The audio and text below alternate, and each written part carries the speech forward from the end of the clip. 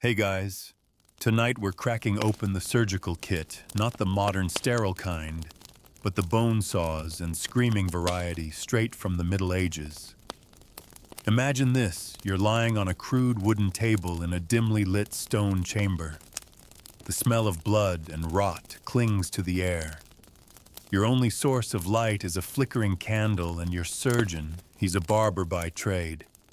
He's sharpening his blade against a whetstone while humming a Gregorian chant under his breath. No gloves, no anesthesia, just faith grit and a bit of alcohol, maybe for you, maybe for him. Your leg's shattered from a fall, and the choice is simple: lose the leg or lose your life. But here's the catch.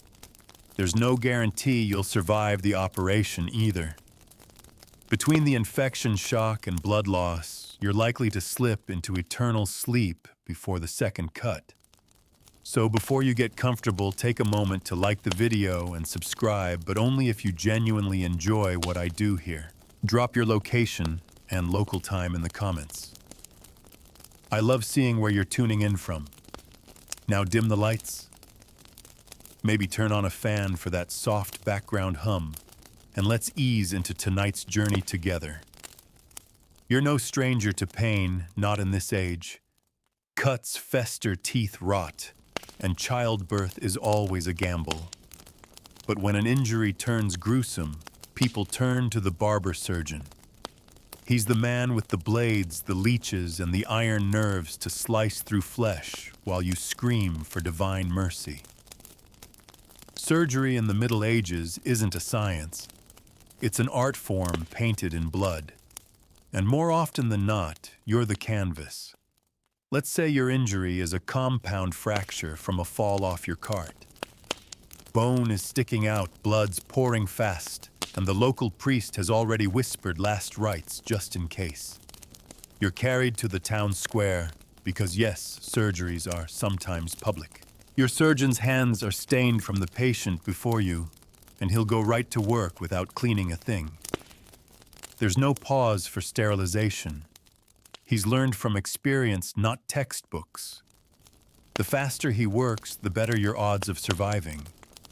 They hold you down, 4 men, 1 on each limb, and another forces a leather strap between your teeth. You bite hard. The first cut is brutal. The knife isn't made for finesse. It's made to open you fast. Skin parts, muscle tears, and blood gushes. You see stars. You hear your own heartbeat pounding in your ears, thudding like a war drum. Then comes the saw.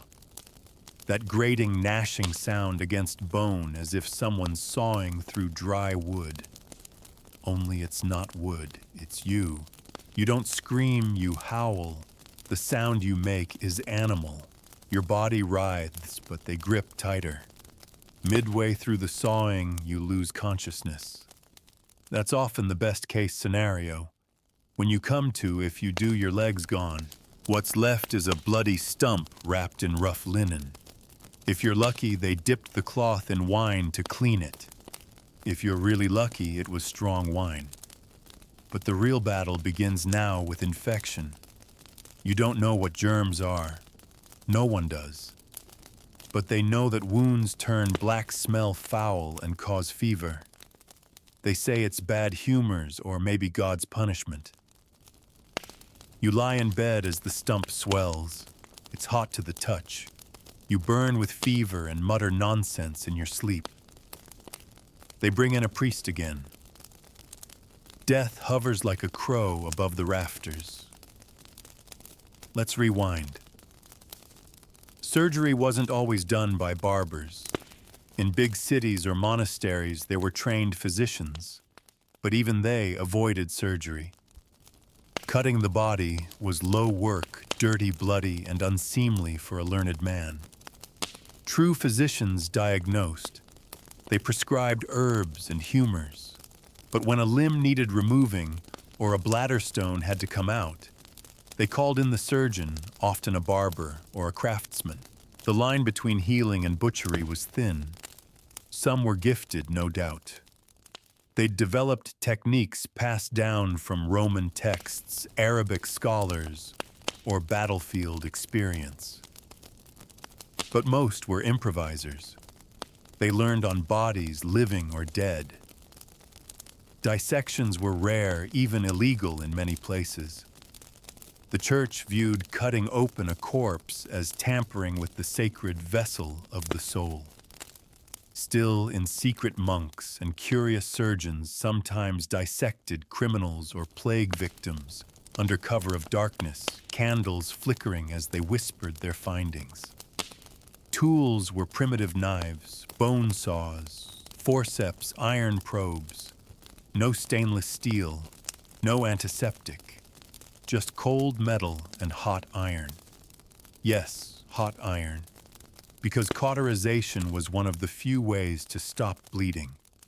Once your leg was cut off, the wound was seared with a red-hot rod to seal vessels shut. The smell of burning flesh unforgettable, the pain unspeakable. Sometimes opium or hemlock was used to dull the pain, but these were luxuries. Expensive, hard to dose, and often more dangerous than the surgery itself. Most people went in fully awake, armed only with alcohol, willpower, and a prayer. One of the most excruciating procedures, trepanning. Imagine having migraines so unbearable they drill a hole in your skull to let the evil spirits out. No scalpels here, just crude drills or sharpened stones. They peel back the skin on your scalp, expose the bone, and start carving. The pressure is relieved, but your chances of infection skyrocket. Many don't survive. Those who do often suffer seizures, infections, or mental decline. But to some, the brief relief was worth the risk. And then there were bladder stones. These weren't minor irritants, they were agonizing, blocking urine, and causing deadly infections. The solution, lithotomy. A surgeon inserts tools through the perineum. Yes, that's exactly as horrible as it sounds, and digs for the stone. No anesthesia. Blood pours. Screams echo. Some surgeons could do it in under 2 minutes. Their speed was their pride and your only hope. Women weren't spared. Childbirth was a gamble. If a baby got stuck and the mother was dying, they might perform a craniotomy, crushing the baby's skull to remove it. A horrific last-ditch attempt to save the mother. If she survived. Often both perished. But in spite of the agony, some survived. Some recovered. Their scars became badges of honor, signs of divine favor or pure, stubborn luck. And the surgeons, they built reputations. If you survived under their knife, they were legends. If you died well, it was probably your time. The fear wasn't just the pain. It was knowing that once the blade touched your skin, there was no going back.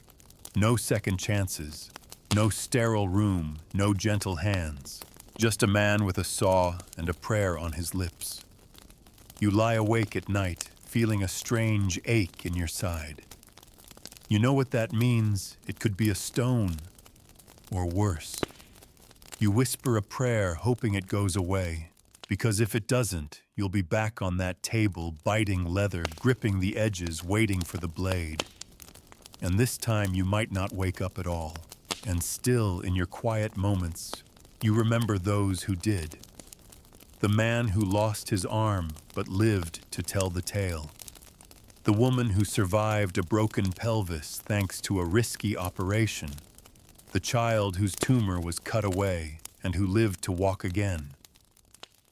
These were miracles, not the kind sung about in church, but the quiet kind, the survival kind.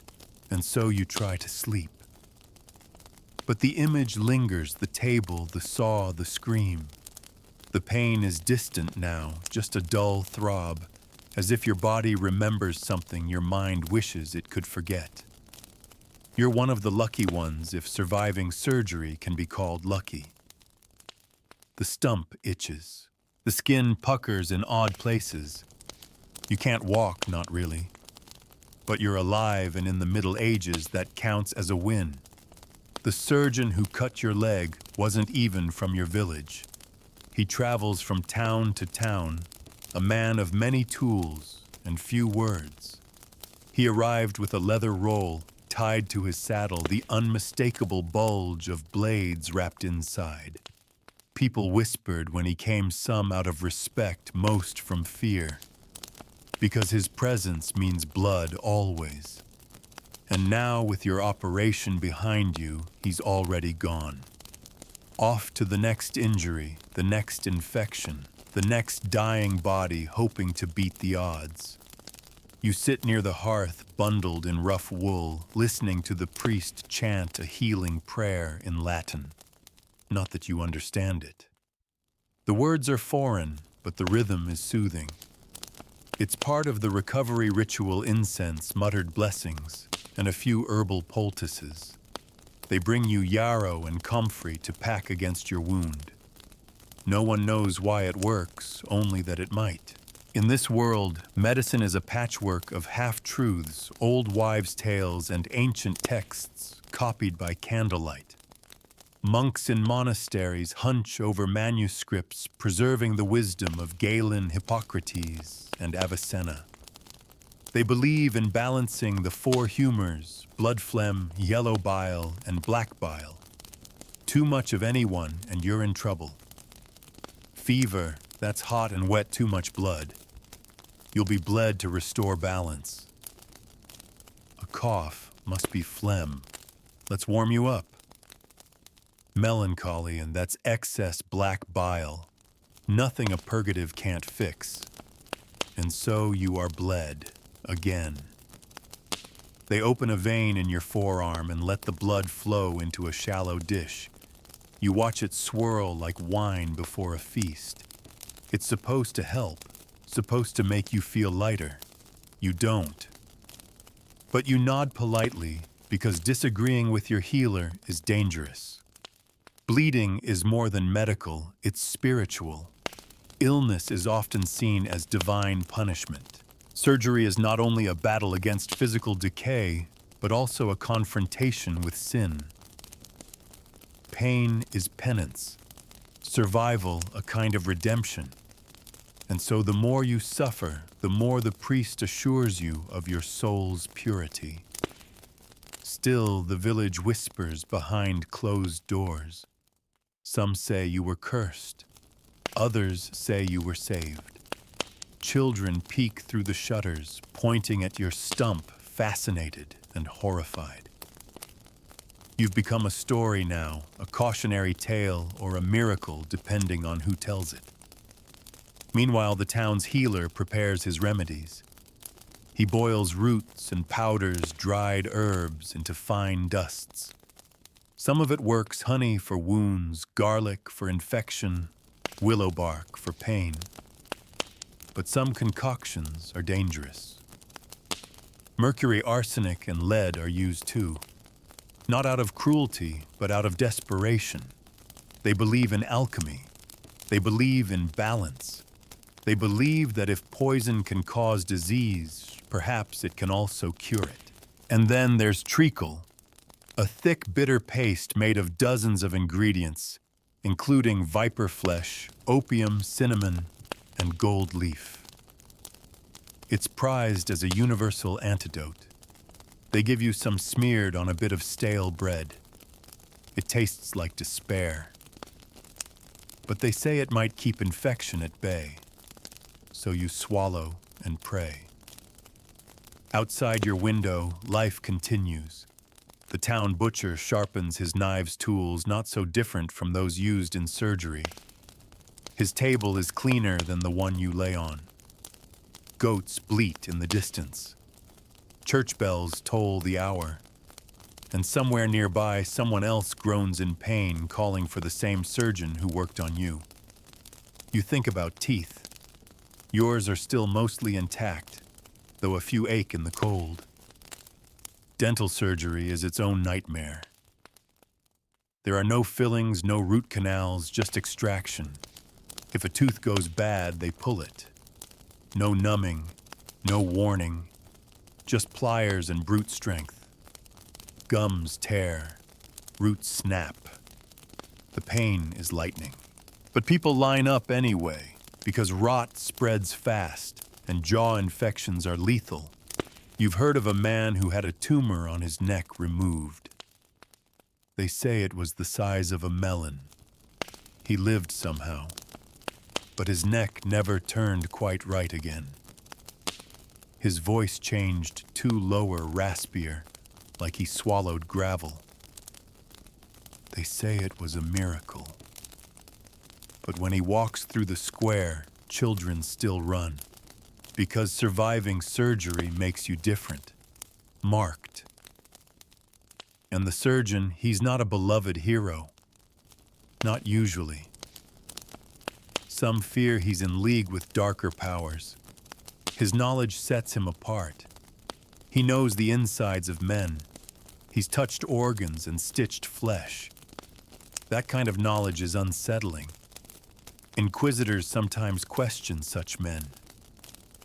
Healing is God's domain after all. To cut and sew like a creator borders on heresy.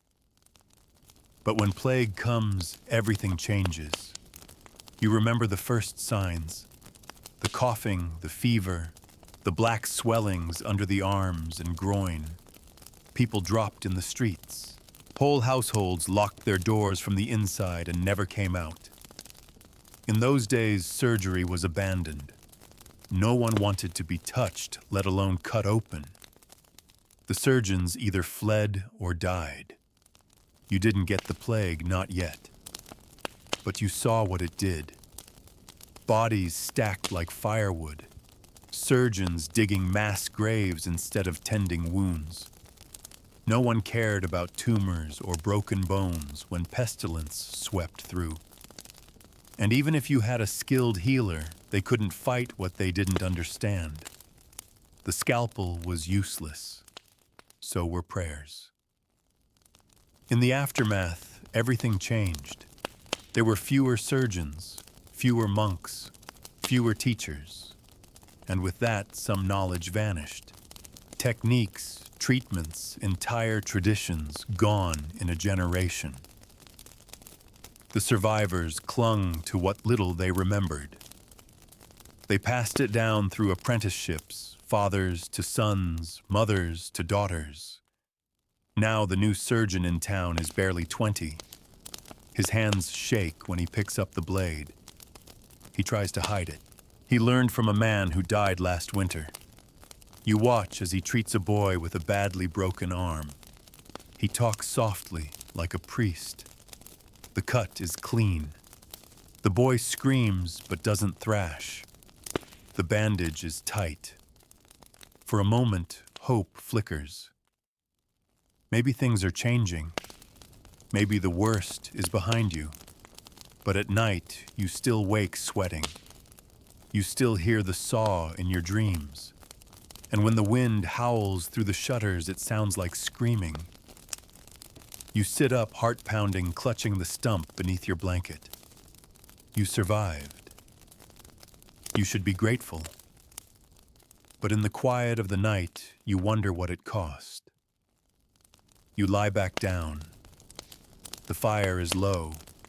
Your breath steadies. The pain dulls. But you know if the fever returns, if another part of your body betrays you, you'll have no choice. You'll be back on that table, and you might not come off it this time. The pain doesn't stay quiet for long. It shifts, migrates like a cunning thief tiptoeing across your body, searching for a new place to rob you of comfort. Now it's your abdomen, a persistent pressure just below your ribs.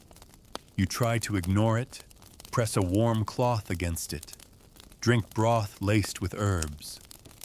But it grows. And you've seen this before. The last man who had this pain in your village died screaming 3 nights later. They called it the stone sickness, a bladder stone so large it blocked everything like a cork in a bottle.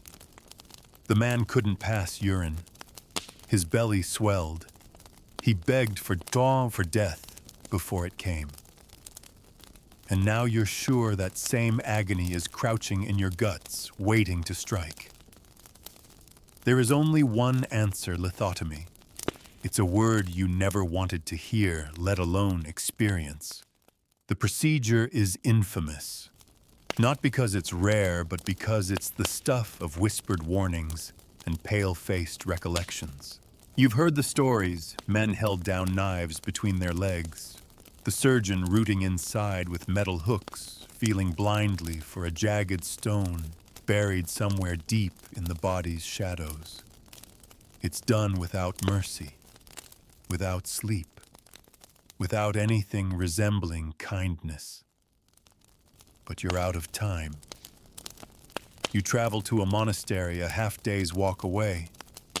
They've kept a surgeon there for decades, a monk broad-shouldered, quiet with rough hands, and a reputation for surviving every plague season. He doesn't smile when he sees you. He simply nods, examines your belly with calloused fingers, and says, "We'll do it at dawn." You don't sleep that night. You stare at the low ceiling of the infirmary, the wooden beams blackened with soot and candle wax. Next to you, another man groans in fevered sleep. You wonder if he's been cut yet, or if he's waiting like you. The night is endless. Your mind dances with images of blades of blood on linen of your own scream echoing off cold stone walls. At first light, they prepare the room. The tools are boiled, though not for cleanliness. They believe it softens the metal. The surgeon doesn't wear gloves. No one does. He pours wine on the knife, says a prayer under his breath, and tells you to lie still. You're placed on your back with your knees pulled to your chest. It's a humiliating, vulnerable posture. You feel more like livestock than human. 2 monks hold your arms. Another grips your shoulders. A fourth is there just to whisper psalms in your ear. Then the knife enters. The initial cut is between the genitals and the anus. You've never felt pain like it, not even during your amputation. The flesh part's hot blood surges out, and you bite down on the leather strap so hard your teeth ache. You think you've screamed, but you can't hear it. Only the rushing of blood in your ears, the whimpers of the monk beside you, and the grunting of the surgeon as he digs. He inserts a hooked tool, blindly fishing for the stone. It scrapes against your inner walls. Your hips jerk. A monk shouts. You taste copper. Your vision dims. Then suddenly, contact. The surgeon leans in, his face clenched in concentration, and pulls. The stone emerges slick with blood and bile roughly the size of a walnut, jagged like a broken tooth. He holds it up as if to prove he's won. You see it only briefly before your eyes roll back and you collapse into unconsciousness. When you wake, it's evening. The pain is everywhere, but it's different now. A raw, aching agony instead of the sharp, strangling pressure. They packed the wound with linen soaked in honey and wine. The monks have changed your robes. Someone combed your hair. You feel strangely clean. Broken, but clean. The stone rests beside you in a small clay bowl. They let you keep it. A reminder. A warning. You survive. Again. And in the days that follow, you begin to see your surgeon not as a butcher, but as something more complicated. An artist working with rotten canvas. A craftsman with only broken tools. He doesn't heal. He prevents death. It's not the same thing. But in your world, it's more than enough. You begin to notice how people speak about surgery.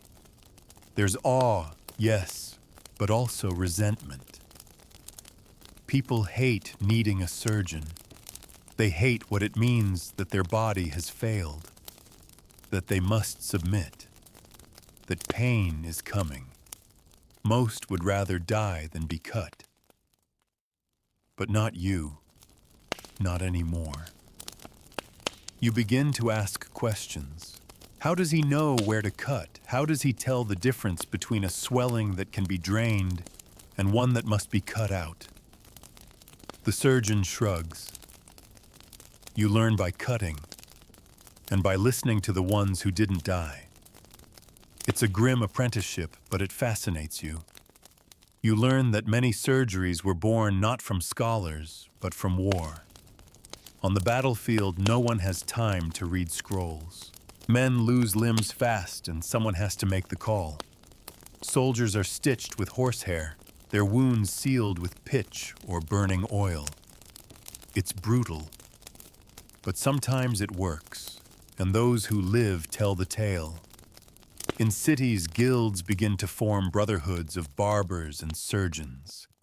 They compete with physicians who still look down on manual healing. But the tide is shifting. Kings need surgeons. Armies need surgeons. And with every successful cut, the reputation grows. You hear stories of a surgeon in Paris who drained an abscess behind a nobleman's eye by sliding a needle in through the cheek. Of another in Milan who removed a tumor the size of a melon from a woman's thigh. These tales travel fast, carried by merchants and pilgrims embroidered with awe and horror. You begin to understand the deep paradox: surgeons are feared because they cut. But they're also revered for the same reason. In a world with no painkillers, no antiseptic, and little hope, the man willing to take the knife to human flesh walks a razor-thin line between healer and executioner. And then there's trepanation. You see at once a man brought in after falling from a horse. His skull is cracked. He's unconscious, but alive. The surgeon decides to relieve the pressure. He shaves the head, scrapes the skin away, and begins to drill. The sound is unforgettable, like someone grinding a pestle into bone. The man twitches, then bleeds, then goes still. It's unclear if he died from the fall or the drill, but everyone agrees it was worth trying. Better to die under the knife than rot in your own blood. You begin to wonder how many others have faced the blade and lived to tell the tale. How many didn't? How many screamed into that leather strap and never woke up again? And yet something in you changes. You begin to look at the scars, not with fear, but with a strange kind of pride. They mean you were brave. They mean you endured. They mean you're still here. Even if you did die screaming. You don't notice it at first, but your place in the village has changed. People stop you more often now, not with pity, but with curiosity. They ask how bad the pain really was, if the surgeon was kind, if you saw heaven or just stars during the slicing. Children dare each other to run up and touch your crutch as if it's holy. You've become a living relic, a survivor, a specimen. And that word survivor, it tastes strange in your mouth, because you remember every moment of the surgery with perfect, icy clarity.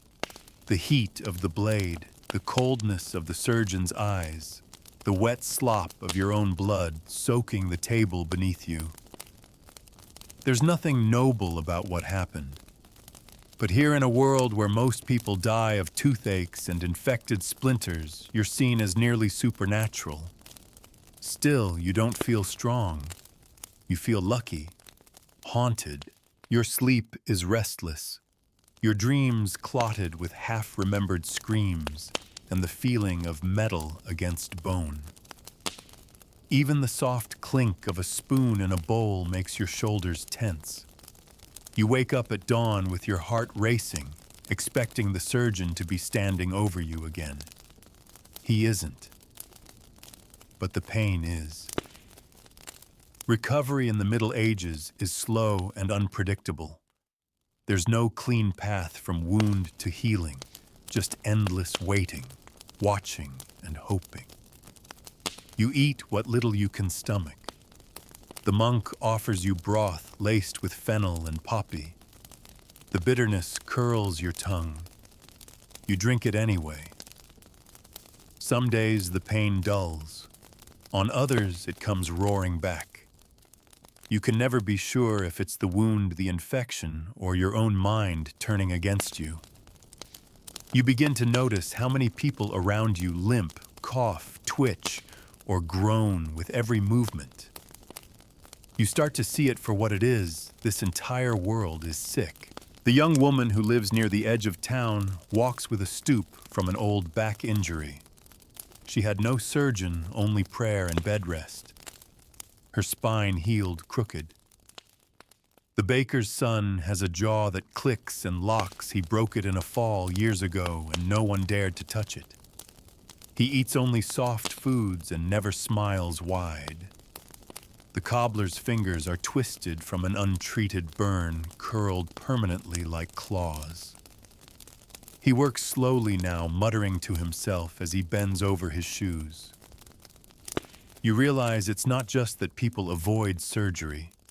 It's that they avoid doctors altogether. Physicians, where they exist, serve the wealthy. Their learning is dense, rooted in books written centuries earlier, by men who never saw a battlefield, never watched a man bleed out from a gut wound, never smelled the sour breath of a dying patient. These learned men quote Hippocrates and Galen, draw diagrams of the body based on ancient animals, and diagnose illness by inspecting your urine in a glass flask held up to the light. They wear long robes and rarely touch their patients. They are healers in name, but not always in practice. The surgeon, on the other hand, touches everything. Blood, pus, bone.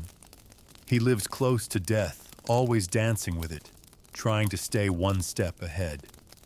He's not a man of letters. He's a man of hands, rough hands, skilled hands, but sometimes cruel hands too. You hear stories from travelers of surgeons who take advantage of their power, who cut for coin even when no cutting is needed, who offer false hope, who disappear in the night after a patient is. There are no licenses, no oversight, only word of mouth. If a man says he's a surgeon and carries blades, who's to say otherwise? In some towns, people stone them when things go wrong. But not here, not yet. You're healing slowly. The wound closes, scabs over than scars. Your stomach is a tight knot of angry flesh, but it holds. You no longer flinch when walking past the infirmary. You even go inside once helping a boy who cut his hand on a scythe. The smell hits you, blood herbs, wax, but you keep walking.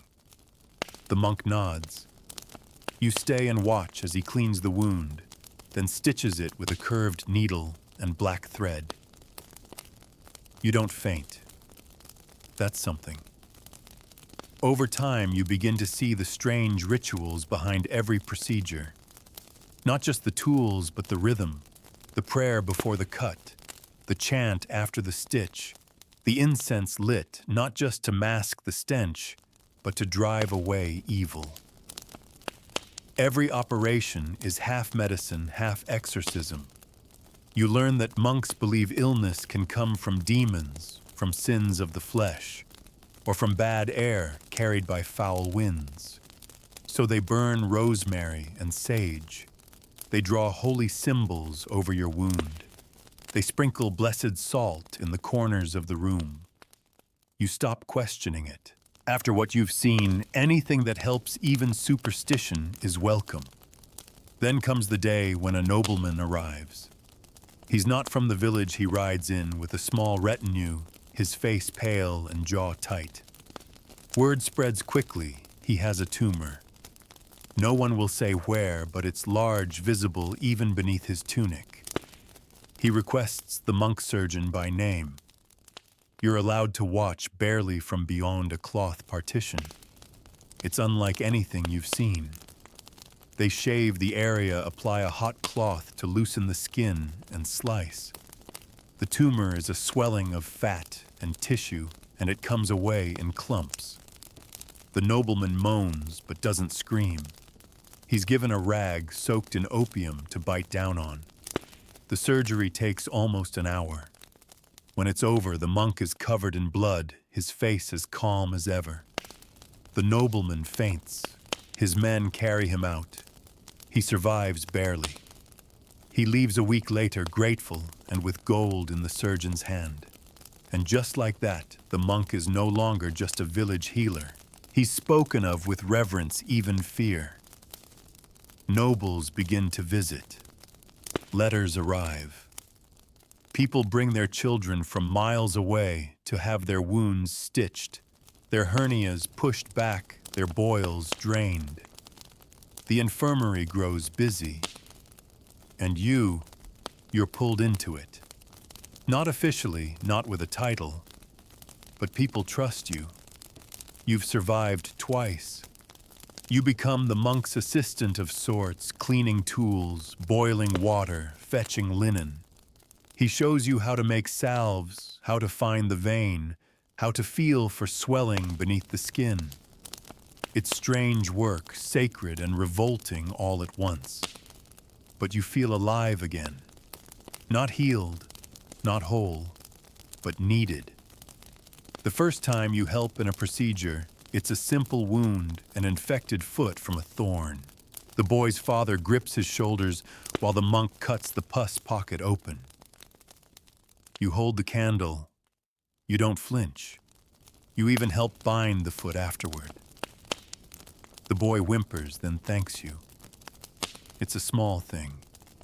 But in a world this broken, small things matter. You never planned to become anything more than a survivor.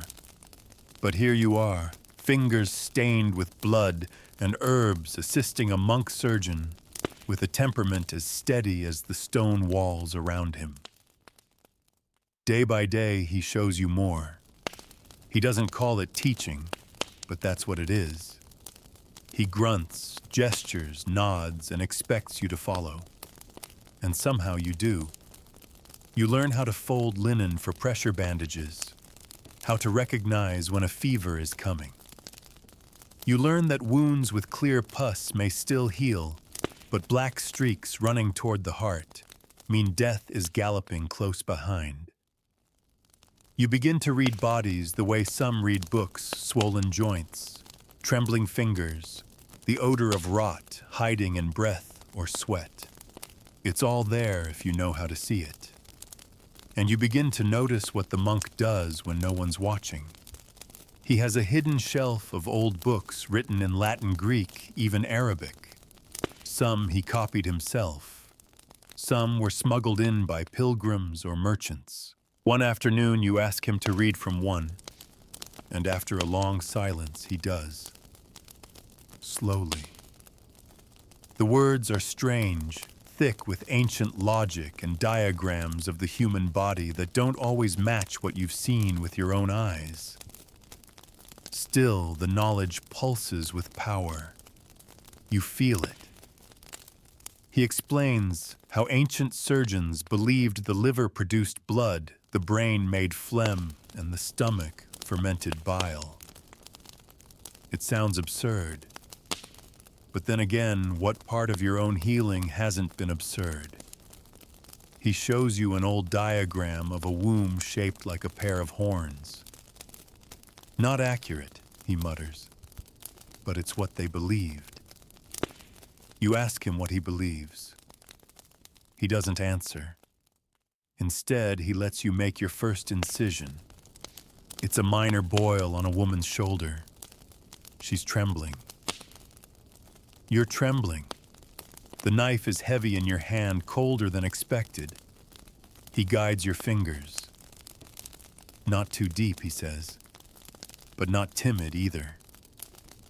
You cut. The skin parts warm, pus oozes, and the woman gasps. You feel your own body tense, but the monk nods.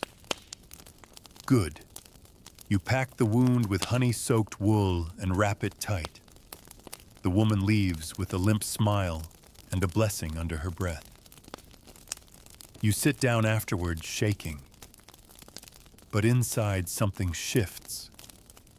Not pride. Not exactly. But purpose. And as your days fill with small surgeries and long silences, you begin to understand what surgery really is in this world. It isn't about perfection. It's about daring. About choosing to cut when everyone else runs. About touching death and sometimes pulling someone back from its edge. Still, not all can be saved. You see a boy with a crushed chest after a horse kicked him. There's nothing to be done. The monk knows it. You see it in his eyes. But the parents beg. They offer bread coin, even a silver ring. The monk finally agrees to try draining fluid from the lungs. You hold the boy's shoulders while a thin reed is inserted between his ribs. He doesn't wake. The parents wail. The father screams that you killed him. The mother collapses, tearing her veil. You feel the weight of the reed in your hand, the smell of the boy's last breath still clinging to your robes. That night you wash in the river, scrubbing your arms raw. You tell yourself he was gone from the start, that no one could have saved him. But the echo of his breath stays with you for weeks. The monk never speaks of it again. Instead, he begins teaching you about infection. He doesn't use that word, no one does, but he explains the signs: heat, swelling, foul odor, red streaks. He shows you how to apply poultices made from garlic and vinegar, how to boil tools in strong wine. He even begins to experiment soaking thread in wine before stitching dusting wounds with powdered charcoal. Some of it works, some doesn't. But he's always watching, learning.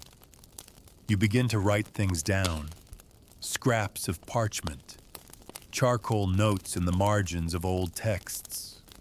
You draw what you see: tumors, ulcers, cysts.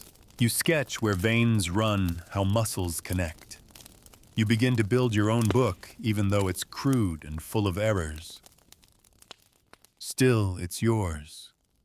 Knowledge shaped by blood and time and guesswork. Then one evening, a messenger arrives. There's been a war nearby, a skirmish really between two nobles fighting over land. The wounded are being brought to the monastery. The monk looks tired, older than usual. He turns to you and says, "You'll take the first one." You nod. They arrive in carts, moaning men wrapped in bloodied linen reeking of sweat and death. Arrows protrude from legs and shoulders.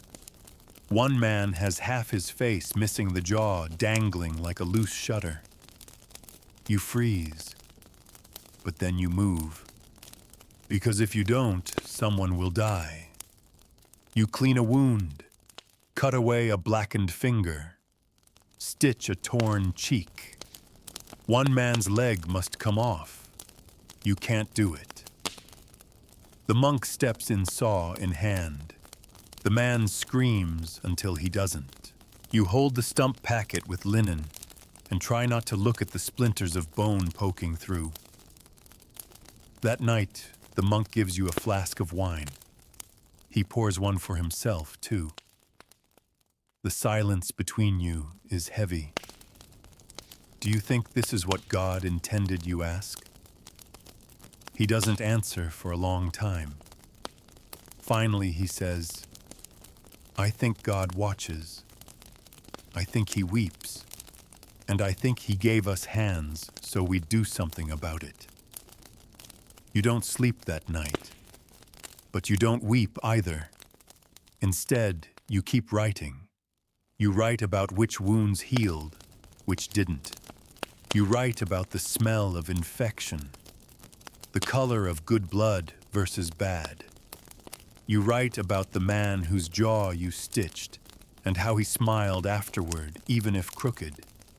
You begin to think that maybe, just maybe, this broken world can be stitched too. Not perfectly, not painlessly, but piece by piece, cut by cut. And in the morning you sharpen your knife. Morning brings with it the sharp scent of boiled herbs and blood-soaked linen.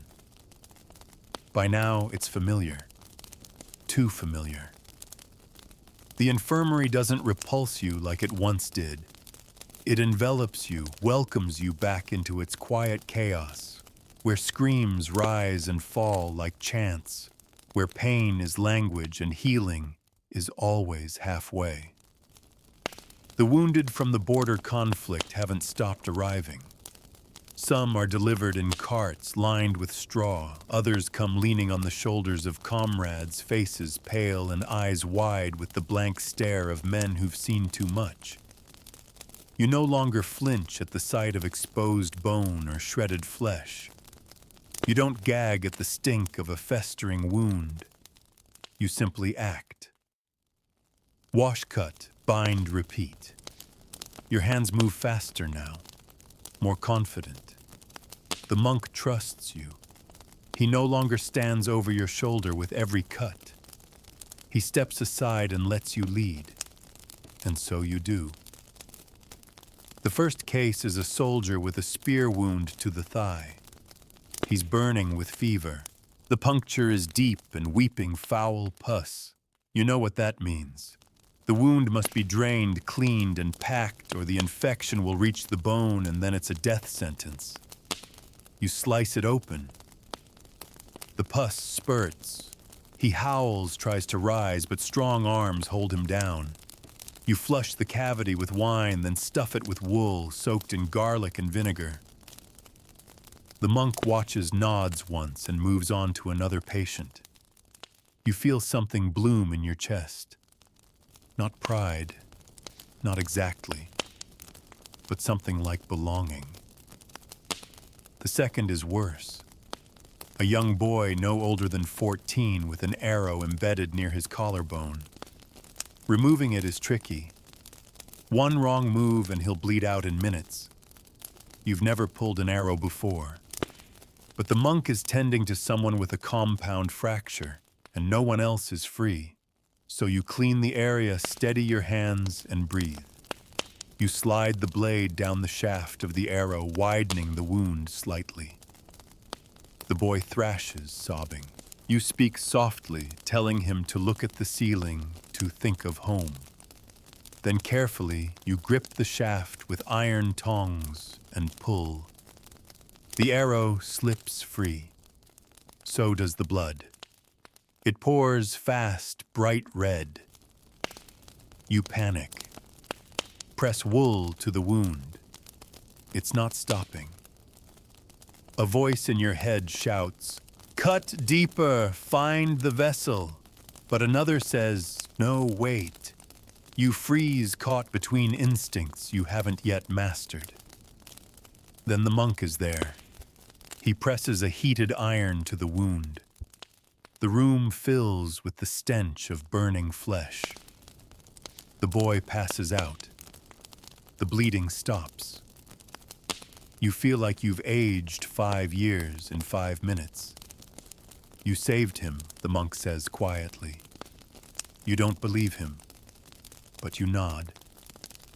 Later, after the last wound is dressed and the groans have quieted into shallow breathing, you walk outside. The stars are just beginning to blink into view. The monastery bells toll softly in the distance. Your hands tremble. That's when the monk joins you. He sits beside you on the stone steps, silent for a long while. Then he says, "Do you know the story of the first surgery?" You shake your head.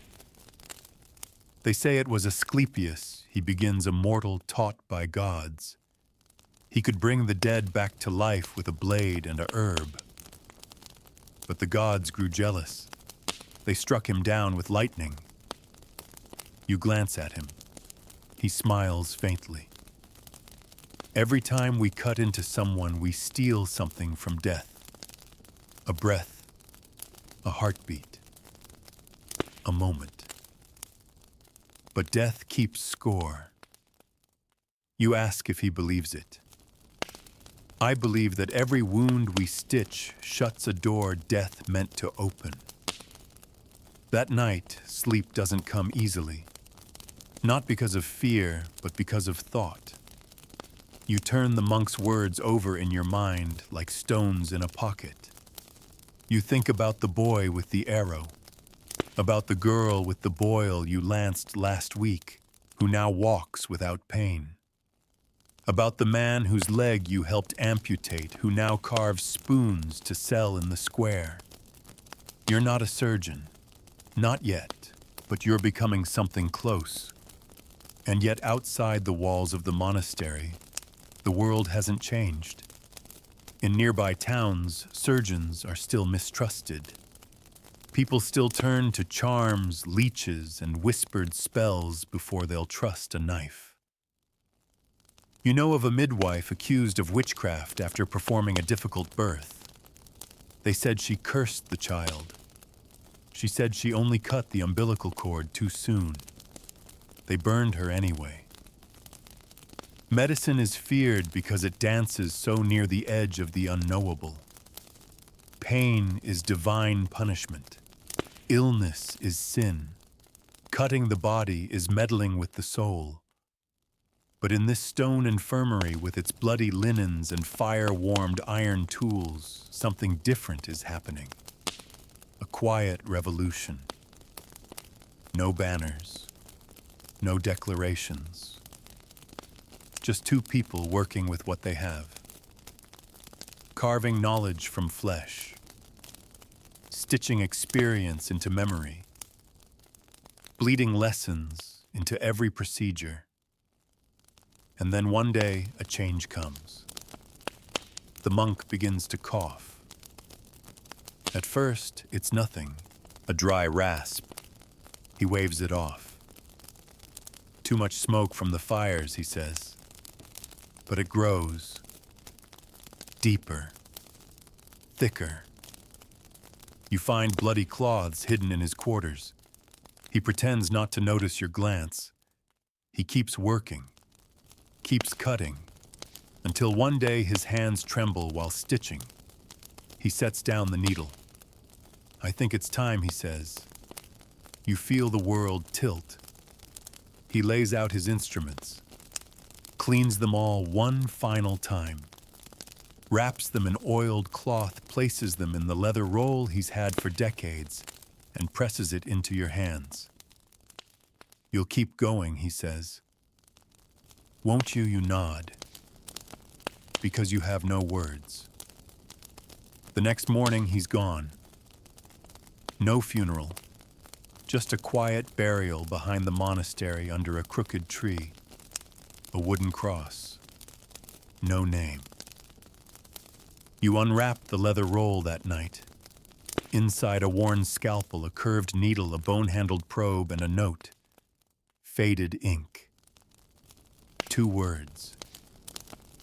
Keep cutting. You do because it's what you know now. Because there are still wounds to stitch, fevers to break, stones to extract, screams to quiet. You've seen what happens when no one cuts. You've seen what happens when pain is left to fester. You won't let it happen again. The next morning, the village healer brings you a girl with a swollen jaw. You nod. Roll up your sleeves.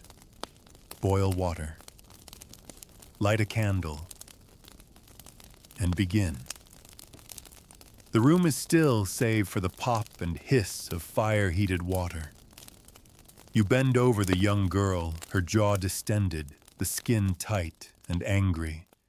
Her eyes are wide with fear, but she doesn't cry. She grips her mother's hand, silent, brave. You admire that.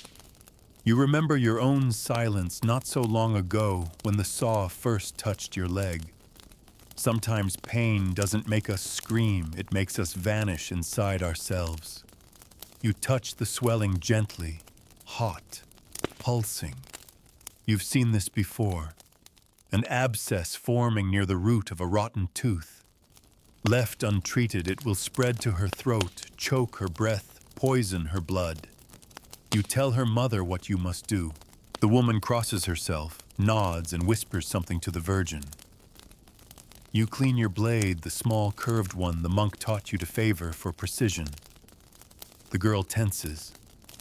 You place a wet cloth in her mouth to bite. You look her in the eye, and she looks right back, like she's already seen the worst, and decided to fight it anyway. You cut. The pus erupts hot, foul, a putrid stench that fills the room instantly.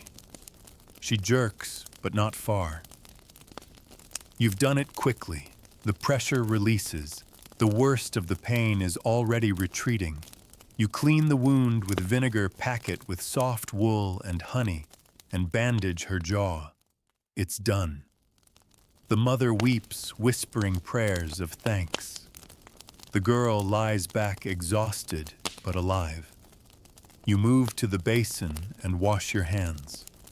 The blood swirls away, but the tension stays. This wasn't your first abscess. It won't be your last. Over the next weeks, more people arrive, not just from your village, but from the surrounding countryside. Word has spread. The surgeon is dead, but another remains. Younger but steady. Inexperienced but willing. That willingness is worth more than gold in these parts. They come with boils, burns, broken ribs, gangrenous toes, infected eyes. You treat what you can. You turn away what you can't, though it kills you every time. Some surgeries you dare not attempt alone. Deep abdominal swellings. Cancers that bleed when touched. Fractures so bad the bone splinters through skin in spirals. But you try. You become obsessed with knowledge. You revisit the monk's old texts. You steal away hours late at night to read them by candlelight, tracing diagrams of veins and organs with your fingers. Some pages are smudged with soot, others torn, but they're treasures, clues to the body's mysteries. One day, a traveling apothecary stops by the village. A hunched man with a crooked smile and a cart full of powders, salves, and scrolls. He's wary of you at first, until he sees the tools on your belt and the calluses on your fingers. Then he smiles wider. "Barber surgeon," he asks. You nod. He grins. "Got something for you." He unwraps a bundle of scrolls, and inside are notes, actual medical records. Descriptions of surgeries from distant cities. Paris, Padua, Cairo. They're not in perfect Latin, but they're legible. One scroll even describes a procedure for hernia repair with stitching techniques you've never seen. Your heart beats faster just reading it. You trade him all the monk's spare tinctures for the scrolls. A bargain, really. That night, you stay awake until the candle burns down to its stub. You copy every word into your growing journal. You draw diagrams, imagining the cuts, the flow of blood, the risks. You whisper through the steps like a prayer. And slowly an idea forms. What if surgery didn't have to be a mystery? What if it could be passed down, preserved not through memory or whispered tales, but through books? Words, drawings, a legacy. You begin organizing your notes, sorting them by procedure, by symptom. You imagine a world where surgeons don't need to guess, where the pain of one patient teaches you how to save the next. where your mistakes, your near misses, your regrets aren't buried, but written down to spare someone else. You write about the boy with the arrow in his chest and how you nearly lost him. You draw the path the blood took. You detail the signs of dangerous bleeding and what saved him in the end. You write about the woman with the twisted knee who died because you waited too long to open the skin. You record what you saw when you finally cut, how the flesh had already turned gray, how the pus was deep inside the joint. You vow not to wait again. Your book grows heavier with each entry, and then one morning you wake to shouts.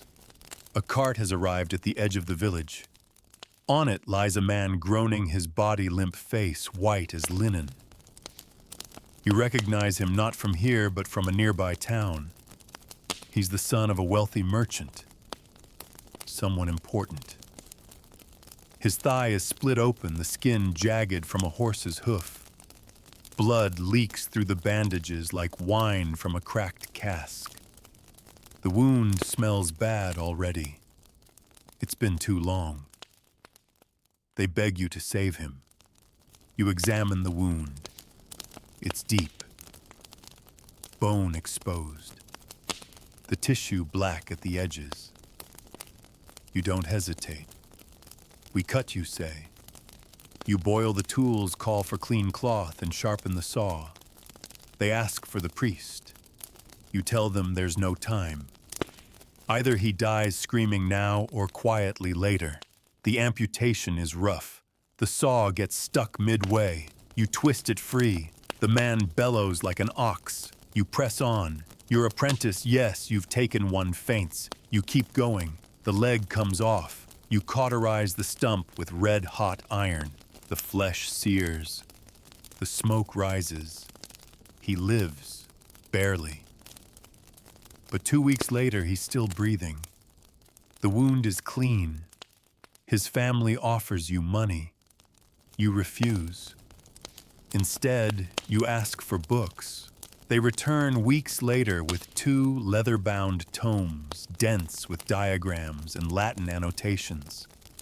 You stay up every night reading them, and your surgeries get better. You begin testing new techniques. Not on people, on pigs, sheep, anything you can get your hands on. You try different stitching patterns. You compare the way blood flows from a neck wound versus a leg. You time how long a man can survive blood loss before he loses consciousness. It's grotesque, but vital. Your reputation spreads. A nobleman sends for you. Another offers to fund your work. A monk from a distant monastery writes to ask if he can copy your journal. You agree, but only if they copy every word. No changes. You don't want praise. You want precision. One evening you stand in the infirmary looking at the tools laid out in front of you. The same tools that once terrified you. The same ones that once carved your leg off. They're cleaner now, better maintained. Some of them are even new, shipped in from traders in the south. They gleam in the candlelight. You light the incense like the monk used to, and in the silence you whisper the words written on his note. Keep cutting. Not out of cruelty, but out of duty. Because in this world, this brutal, blood-soaked, pain-filled world, someone must face the blade without flinching. Someone must scream so others can live. And sometimes that someone is you. It's late autumn now. The wind bites harder. The nights come faster. And the infirmary is never empty. You've lost count of how many surgeries you've done. Some small a lance here, a stitch there. Others massive, desperate attempts to hold back death by sheer will and a few inches of sharpened iron. You still keep your journal, every page a record of triumphs and failures. But lately, something else has begun to take shape in your thoughts, something more than notes, more than diagrams. You start to wonder what it means to cut someone open and live with the result. The weight of every patient stays with you, not just the ones who die. Those are loud, they haunt your sleep, claw at your thoughts. But the ones who live, they stay too. Their faces are stitched into your memory. Their gratitude, their confusion, their pain. You remember the man who kissed your hand after you saved his daughter. The woman who wept for joy after you drained her husband's chest abscess, and he could finally breathe again. And the girl with the broken arm, you reset it, splinted it, and weeks later she came back and offered you an apple from the village orchard. She smiled with her whole face. That apple meant more to you than any coin. But the victories are fragile. You see it when infection creeps in days later. When a wound that looked good yesterday turns angry and hot. When a cough worsens, not improves. You try everything, garlic poultices, vinegar baths, even chants and charms you once mocked. You're not too proud for superstition anymore. Not when you've seen miracles fail. You start experimenting with cleaning. Really cleaning. Not just washing the hands, but boiling tools between surgeries. Burning linens after infection. Even isolating the sick into separate rooms, something you read in a passing mention from a Cairo manuscript. And people notice. They call you strange, obsessive. Some say you've gone soft. The death is natural and too much fighting it is prideful. But others see the difference. Your patients survive more often than not. Wounds stay clean. Healing is faster. And slowly, ever so slowly, a quiet respect forms around your name. One morning a message arrives. It's sealed with wax from the bishop. You're summoned to a nearby city to perform a surgery on a high-ranking cleric with a swollen belly. Likely a tumor. You hesitate. This is no simple task, but the bishop's seal isn't a request. So you go. The city is larger than you imagined, crowded, loud, filled with the scent of horse dung and roasted meat and human sweat. You're led to a stone church cloister where the cleric lies pale and sweating in a feather bed. His belly bulges tight as a drum. He moans constantly. They've tried leeches, prayers, exorcisms. Now they want your knife. You clean your hands in boiled wine. You heat your blade. You ask for silence. You cut. It's deeper than you've ever gone before. The tissue parts, blood flows, and the tumor rises like a wet balloon. You hold your breath. The assistant, some nervous priest's apprentice, faints halfway through. You keep working. You carve around the mass. It tears. You curse softly. You scoop the rest out, clean the cavity with cloth and salt, and stitch the belly shut. You don't know if he'll live. You've never done anything like this. You stay 3 nights. On the 4th, he eats broth. On the 5th, he sits up. You leave before they decide whether you're a miracle worker or a heretic. But the damage or the blessing is done. Your name spreads. Letters come. Requests. More patients. Nobles offering gold. Monks offering manuscripts. And something more unexpected, apprentices. Young men, one woman, all from different towns, different paths, all drawn by rumors of a surgeon who cleans his hands, who writes things down, who doesn't kill more people than he saves. You never asked for this, but you don't turn them away. You train them slowly, show them how to fold linen, how to sterilize blades with heat, how to read the signs of dying. You give them the same words the monk once gave you, not too deep, not too timid. You let them cut eventually. You supervise. Correct. And when one cries after a patient dies, you don't scold. You remember your first failure. You remember the sting of helplessness. You tell him we carry them, all of them. That's the job. One evening alone, you open the leather journal you started all those months ago. It's thick now, dog-eared, stained. You flip through the pages and feel something rising in your chest, not pride exactly, but resolve. You've built something, not just knowledge, but a path, a method, a way to pass on what you've learned so that maybe, just maybe, someone else doesn't have to learn the hard way. You decide to write a proper manual. It won't be perfect. It won't have illustrations as beautiful as those from Paris or Bologna. But it'll be real. Every word forged in the fire of actual surgeries, not theory. You'll write it for the ones who come after, for the apprentices, for the butcher's son who wants to do more than cut meat, for the girl who stitched her brother's wound after a plow accident, for the monk who buried his teacher too soon. The work begins in the silence between operations.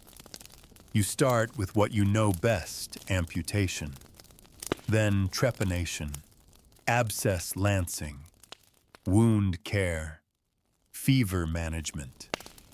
You detail how to identify a dying man from a savable one. You write about the smell of death, the look in the eye when the soul's about to slip. You don't sugarcoat anything. Surgery, you write, is not about saving everyone. It's about choosing wisely who can be saved and giving them your whole heart. You call it practica chirurgiae, the practice of surgery. You never thought you'd be a writer, but maybe writing is just another way to cutting into ignorance, carving space for light to enter. Outside, winter snow begins to fall. Inside, you sit by the hearth journal in hand, candle flickering low. The blade lies nearby, clean, sharp, waiting, because there will always be another knock at the door, another wound that needs tending, another life hanging by a thread, and someone must be willing to hold that thread steady. Someone must keep cutting.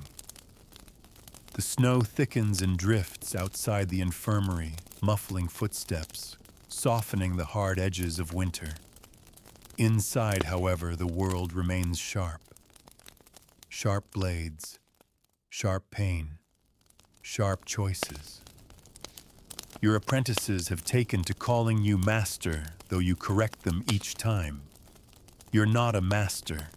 You're a survivor with a steady hand. A reader with a sharp eye, a man who has seen enough guts and gore to understand the limits of hope and the necessity of trying anyway. Each day begins before the sun rises. The cold creeps in under the stone walls, biting through wool and linen. The first patients arrive with frost-bitten toes, chilblains turned black joints stiff from damp. You've seen what cold can do to a poor man's body. Rot it slowly, joint by joint, like creeping rust. You amputate more in winter. The wounds don't close well in the cold, but there's little choice. You do your best to keep the room warm, the linens dry, the tools hot. Still, the smell of death finds its way in. You've learned to recognize the moment when it settles in a man's body, the slowing of breath, the glaze over the eyes, the cooling of fingers, even as the heart still beats. And yet, there are successes. You save a child with pneumonia using a poultice of mustard and onion. You reset a farmer's hip after a fall from a roof. You drain fluid from a swollen knee, and the man walks again within days. These victories keep you going. Small signs that all the bloodshed has meaning. You refine your manuscript with each surgery. Your assistants copy pages late into the night, their fingers stained with ink and wine. You begin to organize chapters on wounds of the limb of tumors, concerning bloodletting, when to cut, and when to pray. Some of it is common sense, but in this world sense is not so common. One evening you draw a simple diagram of the human torso, lungs, liver, stomach, intestines. You don't know if it's accurate. Your understanding of the inside of the body is based on cuts, not clean dissections. But it's better than nothing. You note the places that bleed too fast, the spots that yield pus, the paths infections seem to follow. It's the best anyone can do without permission to open the dead. And therein lies the problem. Dissection is forbidden. The Church sees it as desecration. Even in death, the body is sacred, tied to resurrection, to mystery. But you've begun to suspect that mystery is the very thing keeping people in the dark. One night after a patient dies from a fevered swelling, you couldn't treat, you ask your apprentices to leave the room, and you begin to cut. Slowly, respectfully. The man's body is still warm. You whisper a prayer, not for forgiveness, but for clarity.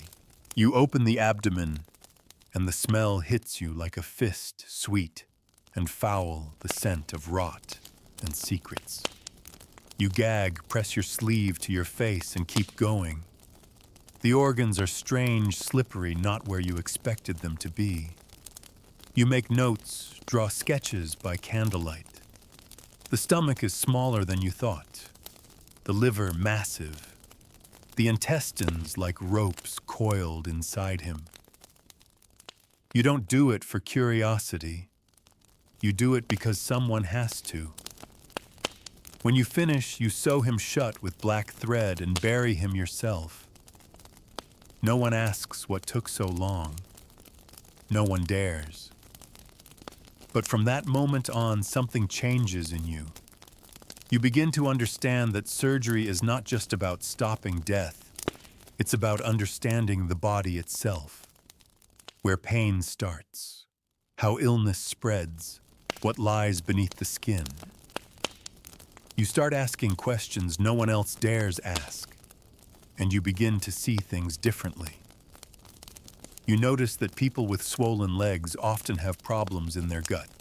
That bad breath often means a problem not in the mouth, but in the stomach. That fevers follow wounds that are not properly drained. You chart patterns, test theories. Your journal fills with questions as much as answers. One day a letter arrives from a physician in a distant city. He's read your early pages copied by a monk you once taught. He praises your practical experience, asks for copies of your notes, and astonishingly invites you to visit his school, a place where physicians, barbers, and surgeons meet to exchange knowledge. You've never been invited anywhere before. You show the letter to your apprentices. They're amazed, inspired. One even suggests going with you, but you shake your head. You've seen what happens when young people leave their villages with too much hope and not enough skill. But something in you stirs. Maybe you should go. Not to impress, not to boast, but to learn, to test your ideas, to challenge the old texts, to offer the truth carved into your fingers, your shoulders, your very soul. Still, you hesitate. The infirmary needs you. Your people need you. And deep down, you wonder if the world outside these walls is ready for a surgeon who dares to say, "I don't know, but I'll find out." You keep the letter tucked in your journal. In the meantime, patients continue to arrive. One a mother in labor, her baby twisted sideways inside her. You've never done a childbirth surgery before. The midwife is sobbing, unsure what to do. The mother is bleeding, fast. You hear your old teacher's words in your head. Cut when you must, but know the price. You wash your hands. You gather your tools. You save the mother. The baby is stillborn. You hold the mother's hand through the night, telling her the truth, that she is alive, that she will walk again, that she will bear more children if she wishes. She weeps softly and thanks you. Later, you write about it. You don't lie. You write the steps, the choices, the risk, the loss. And you end the entry with a sentence that surprises even you. Perhaps one day childbirth will be safe. The thought feels like blasphemy, but it lingers. You write more boldly now. You suggest changes to old methods. You challenge Galen. You annotate Hippocrates. You scribble in margins. This is wrong, unreliable. Try this instead. You can feel its surgery changing shape around you. No longer just about brute force and luck, but learning, recording, testing, and with each scar you carry, each patient you treat, each page you write, you chip away at the darkness just a little more. Maybe the next surgeon won't have to guess. Maybe she won't have to scream. Maybe she'll have more than a knife and a prayer. Because of you. The thaw comes late this year. Snow melts into thick, slushy mud that sucks at cartwheels and seeps into boots. The village paths are rutted and slick, but the people come anyway. They always do. By now, they no longer flinch when they enter your infirmary. There's a rhythm to everything, patients waiting their turn, apprentices whispering over poultices, tools laid out in a neat row on the long wooden table. You never thought this grim little room would become a place of trust. But it has. Today, you prepare for something different. A visitor is coming. A real physician. From the university in Salerno. He wrote again this time requesting to observe your practice to discuss technique, as he put it. You don't know whether to feel honored or threatened. You've never met a physician with soft hands who had anything kind to say about a surgeon with bloody ones. Still, you boil the instruments twice that morning. He arrives near midday wearing fine wool robes, boots too clean for any proper road, and a scroll tucked beneath his arm. His eyes flick from the stained linens to your ink-darkened fingers.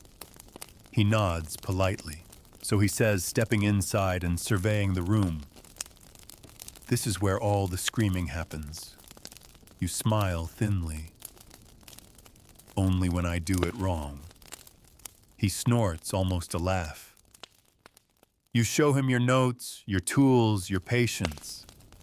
He raises an eyebrow at your use of garlic and onion on wounds. But he says nothing when you drain a boil from a blacksmith's shoulder in front of him and pack it cleanly. The blacksmith walks out, breathing easier. The physician jots something on his scroll. Later, you sit together by the hearth. The apprentice brings watered wine and stale bread. The fire crackles as you compare your understandings of the human body. You know yours is incomplete, but so is his. "You've cut more flesh than I've seen in ink," he admits. "I envy that." You lean forward. "You've read more than I've even touched." "I envy that." It's the closest thing to mutual respect you've ever had from a man with a university seal. He asks to copy your surgical journal. You say yes. He promises to send you books, anatomical texts from Bologna, even a translation of a surgeon's manuscript from the East. You feel a flicker of something rare and powerful connection. Not just between two men, but between two worlds. theory and blood, thought and touch. When he leaves the next day, he says something that stays with you. "You've brought light into the wound," he murmurs. Most of us only ever look at the skin, and then he's gone. You keep working, but now something in you has shifted. You begin writing more carefully. Your diagrams are cleaner, your language more precise. You start thinking not just about the how, but the why.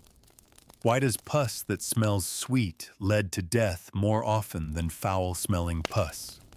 Why do fevers rise more predictably in those with wounds near the abdomen? You begin asking your patients more questions. When the wound started, what they ate, how they slept, where it hurt first. You keep records, sketch patterns. You begin to see the whole body, not just the part in front of you. A man with a bad foot often has a crooked spine. A woman with a chronic cough remembers breathing in smoke for months during the last famine winter. It's slow work. But it's the kind that changes things. Your apprentices notice. They begin copying your habits. They write down what patients say. They describe colors of pus, the speed of bleeding, the look in a dying man's eye. One begins drawing better illustrations than you ever could. You encourage it. Another starts carving wooden models of the hand and foot to study muscle paths. You hang them on the wall. It doesn't feel like a workshop anymore. It feels like a school. Then one morning, a child is carried in barely breathing, his belly distended, his limbs limp as overcooked beans. The mother is sobbing. The boy hasn't passed water in 2 days. You recognize the signs. A bladder stone. Again. You haven't done a lithotomy in months. You hesitate. You look at your apprentices. They're watching. The mother is begging. The child's breath is shallow. You clean your tools. You send the apprentices outside. You cut. The procedure is short, sharp. You don't need to search for the stone, it's already pressing near the skin. You dig with the curved probe, feel the jagged edge and pull. The stone is slick with blood, but you get it whole. The child gasps his first deep breath in hours. You stitch. You whisper thanks not to heaven, but to the monk who once told you not too deep, not too timid. When the child recovers, the mother leaves a coin on the table. You tuck it under the lint and forget about it. You have more important things to do. Soon, more requests come from afar. A bishop wants you to oversee a surgery in the city. A nobleman offers to build you a permanent surgery hall if you'll leave your village. A scribe offers to bind your manuscript in calfskin. You say no to the bishop, no to the nobleman, but yes to the scribe. The first bound copy of your surgical journal arrives wrapped in cloth smelling of ink and leather. You hold it for a long time. You read the words, slowly savoring each one. It's still messy, still raw. But it's yours. And maybe one day it won't just be yours. Maybe it will reach other hands, other knives, other trembling fingers standing over a body with one chance to make the cut right. That night, you light a candle. Your apprentices are asleep. The wind howls through the shutters. You open your journal and write, "We do not cut to harm. We cut to understand. We cut to survive. We cut to teach others how not to be afraid." You pause, then add, "And yes, sometimes they die screaming, but sometimes they live." You close the journal and blow out the flame. By now, the cutting doesn't shake you. It sobers you, yes, but it no longer frightens. You've carved through skin and fat and gristle enough times to know what waits beneath. You've faced the screams, the stench, the silence that sometimes follows. The surprise, however, comes not from the body, but from how the world has begun to treat you. You're no longer just the village surgeon. Word has traveled farther than you ever imagined. Couriers arrive from Abbey's towns, even distant cities, bearing letters written in the careful hands of scholars. Some address you with reverence, others with suspicion, but all want the same thing: your knowledge, your methods, your hard-won secrets. You receive an invitation to speak at a gathering of medical minds in Salerno. Not just physicians, but alchemists, monks, scholars of anatomy. The very same city where the physician who once visited you now teaches. The letter is gilded at the edges, the words stiff and formal. We would be honored by your presence and by a demonstration of your practical technique. You hesitate. You haven't left your province in years. Your place is here among the poor, the coughing, the broken, among the ones who scream and survive. But another part of you, the one that still remembers how to be curious, how to chase understanding in the dark, knows this is a door you must walk through. You choose one apprentice to join you, a quiet girl named Elsbeth, daughter of a weaver, whose stitches are cleaner than your own, and whose mind is sharper than any scalpel. She packs the journals. You pack the tools. The journey is long. Dusty roads, cold inns, too much talk about war and taxes, and too little about the body, the flesh, the truth you've come to share. But finally, you arrive Salerno. Towering gates, wide stone streets, a city alive with bells and books and the smell of oil ink and roasted almonds. They lead you through vaulted corridors lined with frescoes of saints and scholars. You are out of place, your cloak plain, your boots stained with mud, your hands rough with old cuts. The others wear fine robes. They speak in polished Latin. They look at you as one might a strange relic brought from the wilderness. But when you speak, they listen. You tell them how you amputated a leg and saved a man's life. How you bled a fever by making a shallow cut between the ribs. How you watched a woman survive a childbirth surgery most deemed impossible. You speak not from books, but from scars, from memory. Then they ask to see you work. The demonstration is arranged in the open courtyard of the medical school. They bring in a patient, an old man with a large infected growth at the base of his spine. He's been refused care by 3 physicians already. They fear infection, death scandal. You step forward, your hands steady. You cut. The wound is deep, foul, but familiar. You drain it clean, pack it with cloth. Elsbeth hands you each tool before you need to ask. You suture the skin in a neat line and wrap it with fresh linen. When you stand, the courtyard is silent, then slowly applause. Hesitant at first, then louder. A bishop claps. A physician nods with respect. Even the skeptic who questioned you in the morning now looks thoughtful, not scornful. You return to your quarters that night with aching feet and a full heart. Elsbeth speaks little, she never does, but you see the excitement in her eyes. She understands what this means, that what you've been doing in a village infirmary by candlelight now has a place beside scrolls and theories.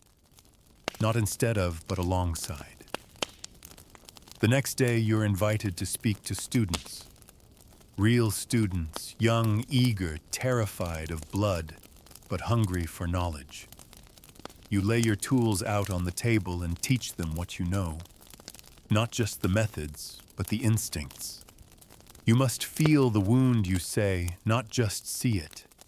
You explain how the body speaks through swelling, heat, odor, silence. You show them your notes. You let them read aloud the entry where you cut open your first abscess and nearly fainted. They laugh. But it's not mockery, it's kinship. You realize then you are no longer simply a surgeon. You are now a teacher. Later, you walk the halls of the school alone. You see students bent over cadavers, yes, cadavers. Here in this place, the dead are allowed to speak through muscle and marrow and mystery. The school received permission from the church years ago to dissect a limited number of bodies, mostly those of criminals and paupers. And though the work is somber, it is reverent. You watch as a student opens a chest cavity and gasps at the shape of the heart. Another draws the veins with careful chalk. You are silent. But inside something softens. This, you think, is what the monk always hoped for. Not miracles, not magic, just knowledge growing in safe hands. They ask you to stay, to teach permanently, to head a new chair of surgery. You thank them and politely decline. You tell them you must return to your village, that there are wounds there just as important as these, that your work isn't finished, that healing is not a privilege for the cities alone. Before you leave, the bishop presents you with a gift. A new set of surgical instruments, bone-handled, sharpened to a gleam, each nestled in a carved wooden case lined with lamb's wool. Your hands tremble as you receive them. Not because of what they are, but because of what they represent. A lifetime ago, your leg was cut off by a man with a blood-stained saw and no clean cloth. Now surgeons carry your words in bound volumes. Now you cut not just to survive, but to pass survival on. You return home, and the infirmary greets you like an old friend, cracked stone, the scent of herbs, the soft knock of someone at the door even before you've unpacked. It's a young man with a dislocated shoulder. You nod. Wash your hands, pick up the tool, and begin again. Because this is what you do. You cut, you write, you teach. And through it all, you remember the screams, not as terror, but as testimony. Testimony that in a world bent on breaking the body, someone still dares to mend it. You don't speak of the city often. The villagers ask, of course, some out of curiosity, others out of pride that their surgeon was summoned to a place of learning. You give them only fragments. It was loud, you say. The buildings were tall. The students asked too many questions. They laugh. You leave it at that. Because it's not the city that matters. It's what you brought back. Not the fine surgical set, though, that earns its own small reverence every time you place it on the table. Not the bound volume of your work now wrapped in oilcloth and kept dry in the wooden chest beneath your desk. What you brought back truly is belief. Not in yourself, you had that in some small measure, but in the possibility that your work might last. That knowledge passed from one pair of bloody hands to another might do more than fade into whispers. So you set to work again. But now the cutting is only part of the day. The other part is teaching. The infirmary becomes a workshop, then a classroom. You pull the benches in closer. You build diagrams on the wall from scraps of parchment and charcoal sketches. You show your apprentices how to chart symptoms, how to predict which wounds will fester and which might close cleanly. You explain where the body lies to you, where swelling mimics tumors, where fever masks the real problem. And your students begin to flourish. Elspeth now leads surgeries on her own. Her hands are smaller than yours, but faster. She has a sense for stitching that borders on graceful. Another apprentice, Merrick, builds a new cauterizing iron that heats more evenly, reducing burns to surrounding tissue. You test it together on goat meat before trying it on a real wound. It works. A small, clean burn. A cleaner scar. You begin writing not just your own journal, but entries for a larger text, a true book of surgery. Not just personal experience, but a guide. A compilation of everything you've seen, everything you've guessed at, everything you hope future surgeons will question and improve upon. You call it De Arte Vulnerum, on the art of wounds. The name feels right, because that's what this is, an art. One not born of beauty but of necessity, a grim, sacred craft forged in pain and stitched with mercy. Outside, the world carries on. Wars flare in the distance. Plagues come and go, taking the weak and sometimes the strong. But people still fall from carts.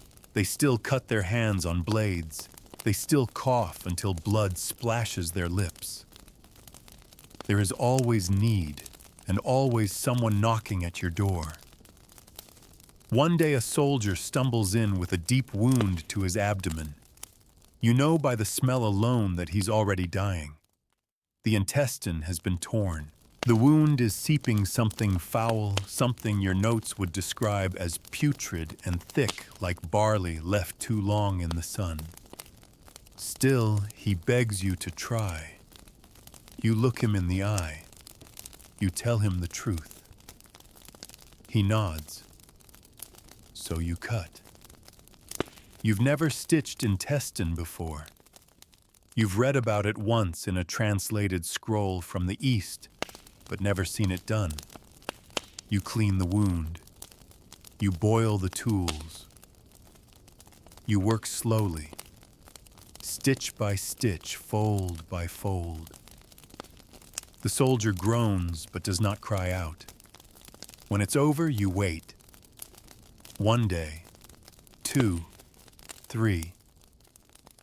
On the 4th, he wakes and asks for bread.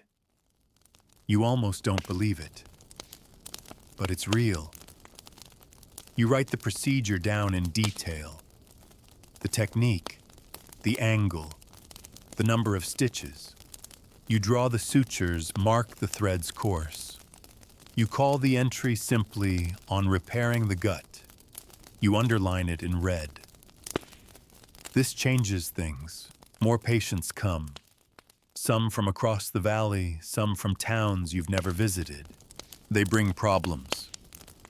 You've never seen spines bent like question marks, faces covered in weeping sores. A boy with a growth in his throat so large he can barely breathe. That boy, he terrifies you. Because to operate on the throat is to dance with death itself. So many veins, so much blood. One wrong movement and he'll drown before your eyes. But he's already fading. His lips are blue. His mother begs. You steady your hand. You cut. The tumor is soft, not solid. You scoop it out slowly. The bleeding is controlled. You cauterize gently, pack the cavity with linen, and wait. He lives. His voice is different now, raspy, high, but he lives. And you realize something else. You are no longer afraid. Not of blood, not of failure, not even of death. Because you've stood at its edge too many times and learned that your job is not to stop it altogether. That's impossible, but to delay it, to interrupt it, to carve a pause into the inevitable, and in that pause give someone a little more life. You teach this now, to your students, to the village children, to the priest who once whispered last rites for you, and now asks you to drain a boil on his thigh. You tell them surgery is not magic.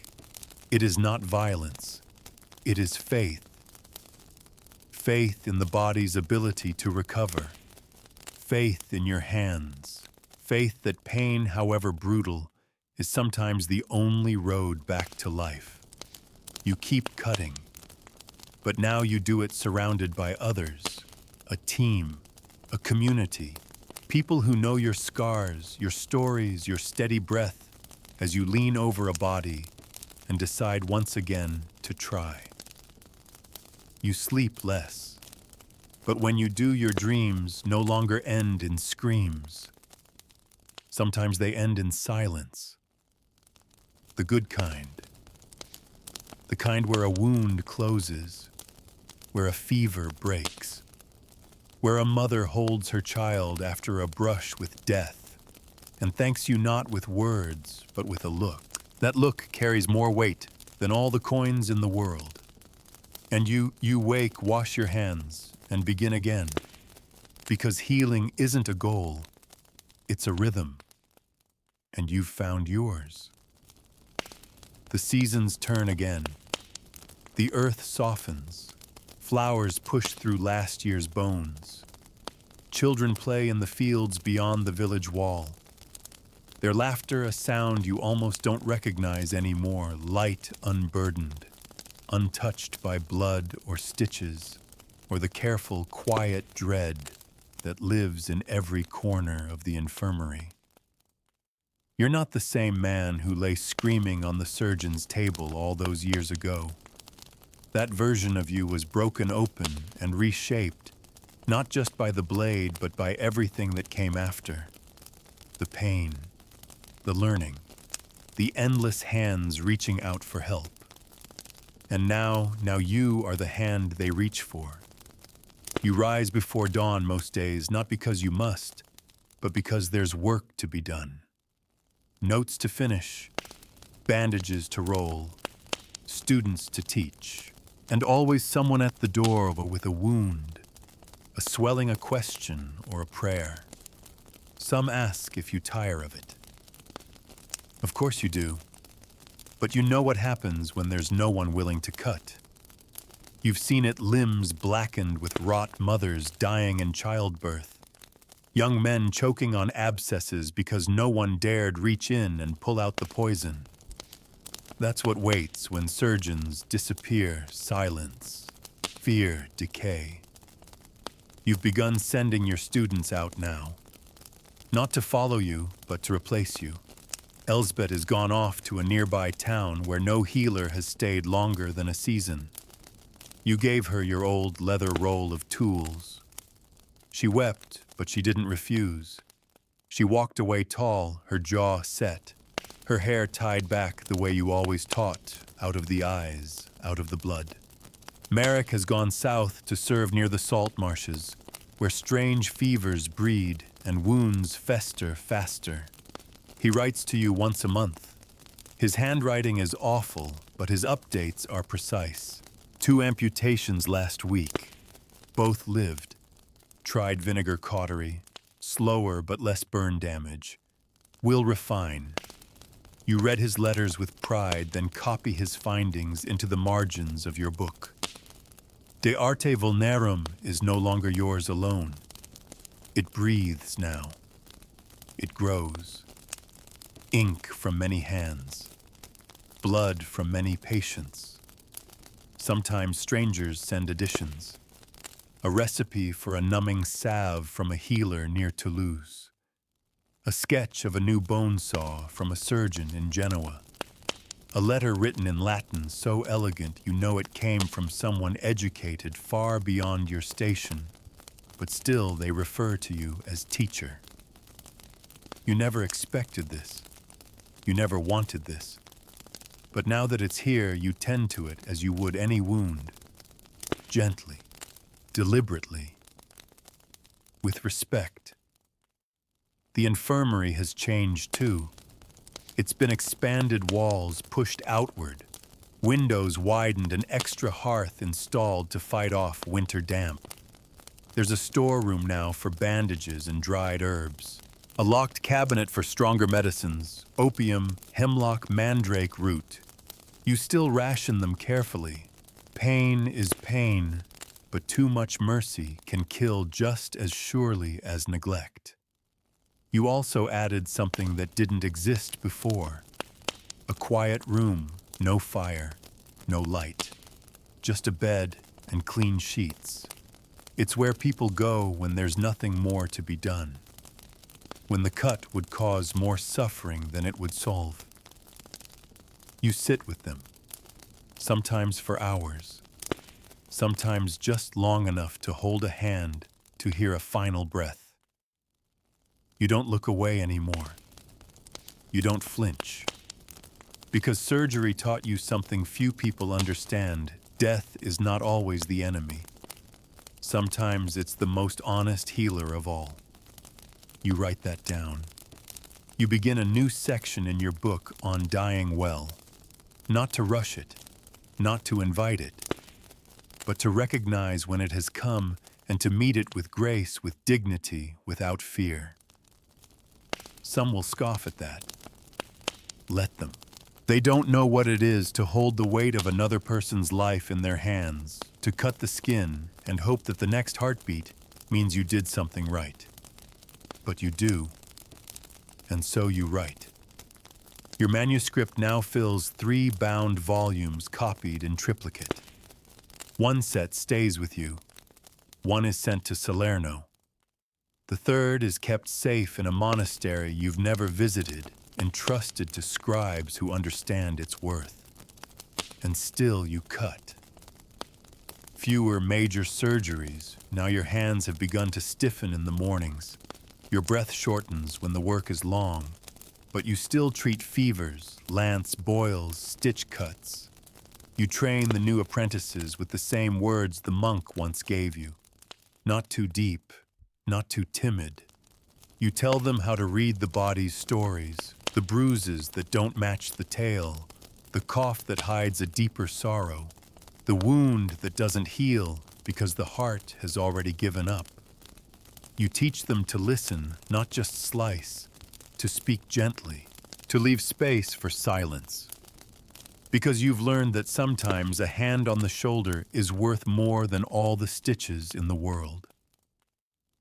They ask about your own wound, sometimes the missing leg. You show them the stump still tender after all these years. You tell them the story, but only in pieces, not to glorify it, not to make yourself a legend, but to remind them every surgeon begins as a patient. You started on that table. You screamed like everyone else. And if not for a man with unwashed hands and a blood-stained apron, you wouldn't be here at all. You finish each lesson with a ritual now. You light a candle. You place the instruments in their cloth, slow and deliberate. And you say, we cut so others might live. We bleed so others might heal. The apprentices say it with you, even the new ones, especially them. Sometimes you think about the monk, about the way he watched, always quiet, always calm. You wonder what he would say now, if he'd be proud, if he'd worry you've gone too far, if he'd recognize his own handwriting in your work. You hope he would, but you don't dwell. There's still more to do. A boy waits in the entryway, holding his arm with his other hand. It's swollen, probably dislocated. Simple work. Painful, but simple. You nod to your apprentice. He steps forward. You watch from the doorway as he resets the bone, binds the arm, and speaks softly, just like you taught him. You smile, and for the first time in years, you don't feel alone with the burden.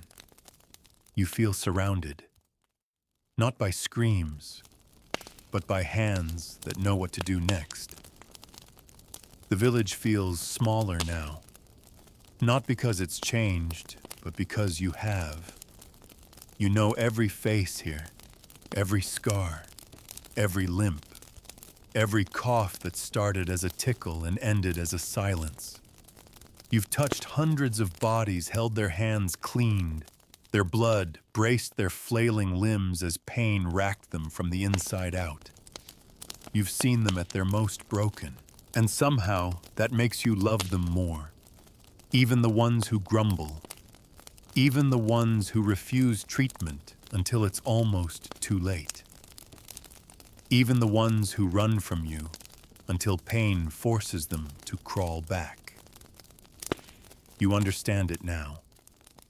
Surgery is trust. Deep, terrifying trust. The act of handing your body, your life over to another person and hoping their hands are steady. It's a burden you still carry. But now others carry it with you. Your apprentices have become surgeons in their own right. They take the lead now. You mostly supervise, read record. You're slower to the table but faster to see what matters. You can often tell what needs cutting before the patient opens their mouth. It's in the eyes. Always the eyes. There's a quiet these days that didn't exist before. It settles into the walls of the infirmary like dust in old beams. You're not sure if it's peace or just the exhaustion of long years, but it's not bad. You welcome it. One evening, as the sky turns gold behind the hills, a traveler arrives. He's not from any village you know.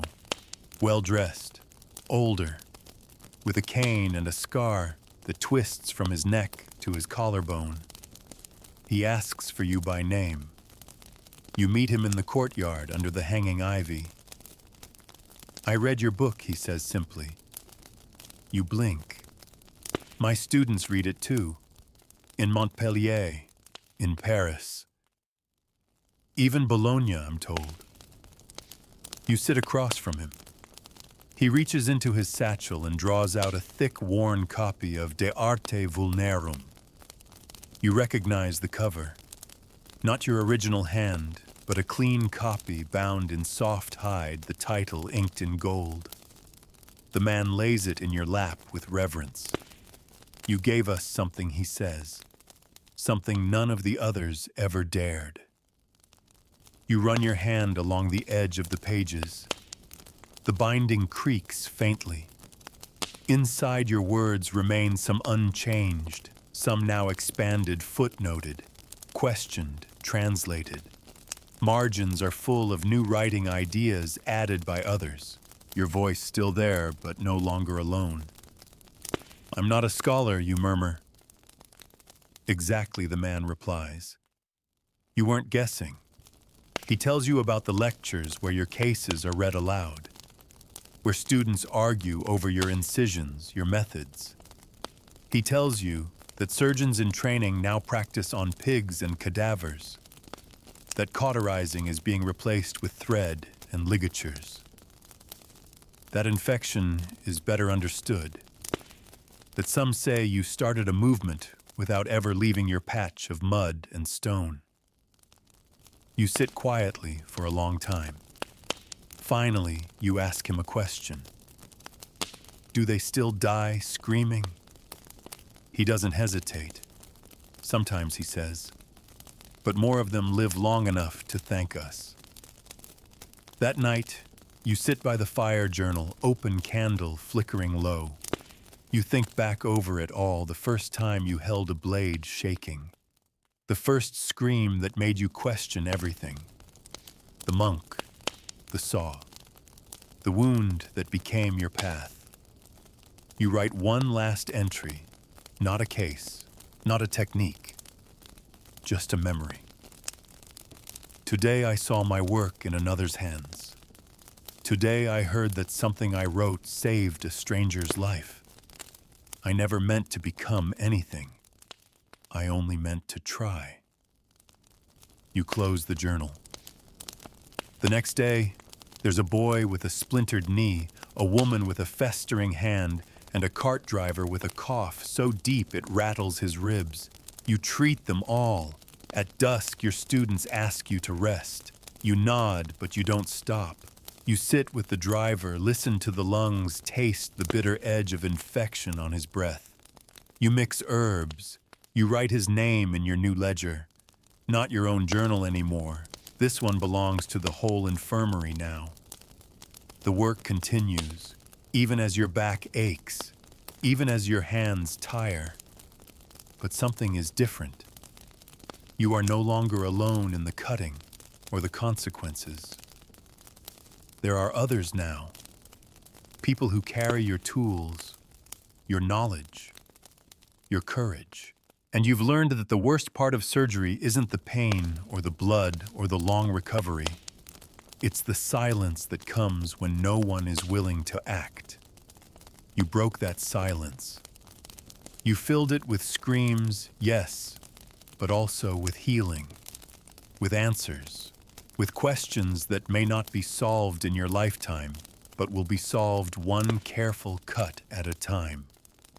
And for that, you'd choose the knife again, every time. You no longer count the years, only the lives. Some days it feels like you've lived 1,000 of them, one for every patient, every scream, every pair of eyes that looked up at you and silently asked, "Will I survive this?" And each time, whether the answer was yes or no, you gave everything you had. The tools are lighter in your hand now, not because they've changed, but because your grip is second nature. There is no hesitation in the way you lay them out. Each has its place. Each has earned your respect and your fear, because you've long since learned that every cut, no matter how small, carries a price. But you also know this: the knife, when wielded with wisdom, saves. And that truth has echoed far beyond your little village. They arrive now from every corner of the land, not just the wounded and the sick, but the ones who want to learn. Young men and women who've heard of you, of your book, of the place where screams were answered with calm, steady hands. They come eager, afraid, hopeful. You welcome them. You show them how to wrap a wound so it breathes but doesn't rot. You show them how to hold the blade like an extension of the fingers, not like a weapon. You remind them that surgery is never about showing off, it's about staying present while someone else suffers. You teach them that courage is not the absence of fear, but the refusal to look away. And you tell them your story, not for vanity, not for glory, but so they understand what this path costs. You describe the first table, the pain, the saw, the silence afterward, the way the world changed, not just because of what was taken, but because of what you chose to become after. You tell them you were once the one who screamed. They listen. Their faces are grave. Some nod slowly. Others blink back tears. You let them sit with the weight of it. Then you hand them a scalpel. Gently. Now you say, "Begin." And they do. One learns to close wounds with such precision that her patients often forget they were ever opened. Another crafts new splints from willow bark, shaping them to limbs with steam and linen. One young man writes everything down obsessively. His book is already thicker than yours ever was. You smile. That's how it should be. In your quieter hours, you read the new books that arrive from Salerno, from Paris, from Cordoba. The words are changing, the methods evolving. They speak now of cleanliness, of the unseen dangers in dirty hands. They speak of stitching veins, of cooling fevers with water instead of bloodletting, of things you once dreamed of but never dared attempt. And many of these books quote you. Not always by name, some just say a country surgeon or a field practitioner of note. But the words are yours. The entries, the diagrams, your drawings traced and copied and translated, your pain made useful. Sometimes you wonder what the monk would say if he could see you now. Would he laugh at how many things you got wrong?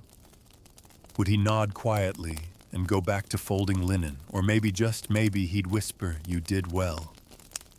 You kept cutting. You think about him often when the work slows.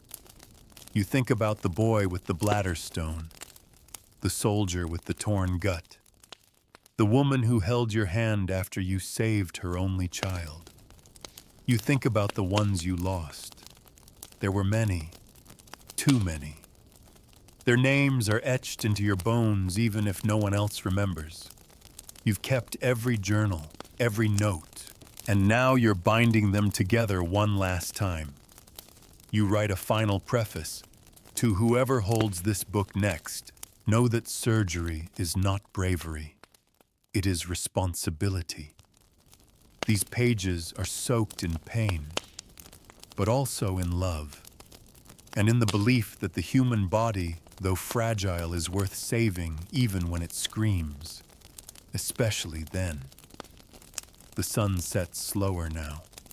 You no longer fear the darkness, not because it's easy, but because you've lived long enough to know that even in the blackest night, the body will try to heal. And as long as there is breath, there is work to do. You sit at your table. A candle flickers low, and from beyond the shutter, a knock. You reach for your tools, because there is always one more wound, one more life on the edge, and you are still the one who answers. Now here comes the final wind down as requested. And now we're back safe and warm, far from bone saws and blood-stained linens. You made it through one of the most terrifying parts of medieval life surgery, without painkillers, without hygiene, without even a proper understanding of what made people sick in the first place. Just a brave or desperate soul, and someone with a steady hand and a terrifying set of tools. If you found your eyes drooping or your heart racing at some point in tonight's journey, that's okay. That's the strange comfort of history. It reminds us how far we've come and how much we've endured to get here. So let yourself breathe. Sink deeper into your pillow. And if your dreams take you back to a smoky infirmary where someone's sharpening a blade by candlelight, just remember you've already survived it once. You can survive it again.